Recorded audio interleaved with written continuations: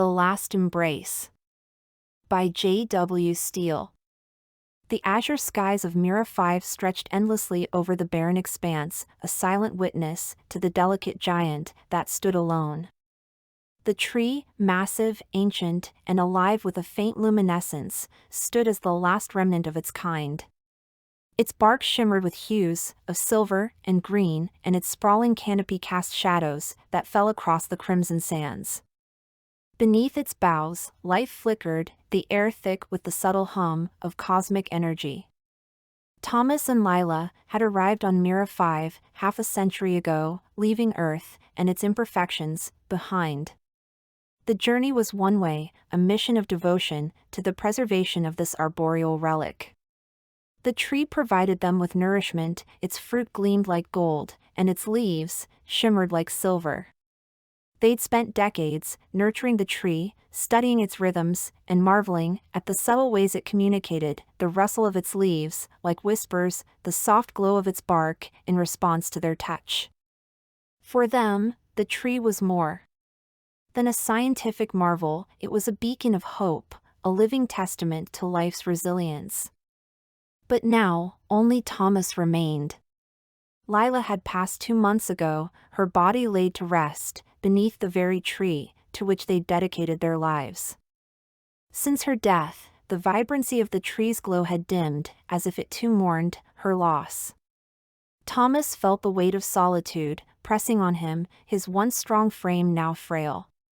His days blurred into nights, and his connection with the tree faltered as grief consumed him. Each morning, Thomas limped to the base of the tree, his legs trembling under the effort. He'd sit against its trunk, feeling the faint thrum of life within. "She's gone," he whispered one day, his voice cracking. "You were her joy, and now..." He trailed off, tears carving paths down his weathered cheeks. The tree's leaves rustled softly, though there was no wind. The old man's breath caught. Over the years, he and Lila had theorized that the tree possessed awareness, perhaps even a form of sentience. Now, in his loneliness, he clung to the notion that it understood him. Weeks passed, and Thomas's grew feeble. His body weakened, his mind clouded. The once bright light of the tree grew fainter, as though it mirrored his decline. One evening, as the twin moons of Mira 5 bathed the tree in a silvery glow, Thomas felt a gentle urging to speak to it once more. "I've failed you," he murmured, his voice barely audible. "I'm not strong enough to carry on without her." His hands pressed against the cool bark, and for the first time, he felt warmth emanate from within.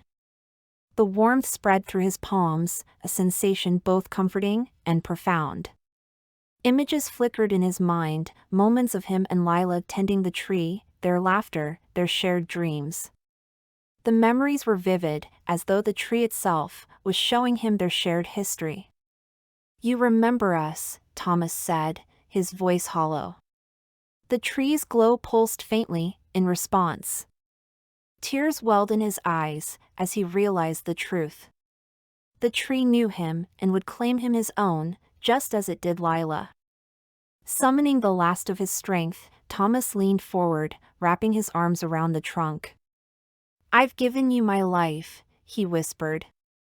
"Take what remains of me. Let me be part of you."